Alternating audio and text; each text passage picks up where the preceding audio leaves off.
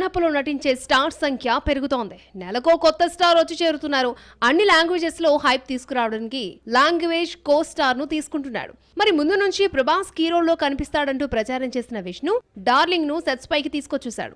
ప్రభాస్ అడుగు పెడుతున్న స్టిల్ ని రిలీజ్ చేశారు. కన్నప్పలో ఉన్నంత మంది స్టార్స్ ఈ మధ్య కాలంలో మరొక సినిమాలో లేరు. కల్కిలో అమితాబ్, దుల్కర్, వార్లో ఎన్టీఆర్, హృతిక్ రోషన్ నటిస్తూ ఉంటే చాలా మంది స్టార్స్ ను కన్నప్ప ఒక చోటుకు చేర్చింది. కన్నప్ప సినిమాను Manchu Vishnu life and death గా తీసుకున్నాడు. 20 కోట్ల మార్కెట్ లేని విష్ణు సినిమాపై 100 కోట్లు ఖర్చు పెడుతున్నారు.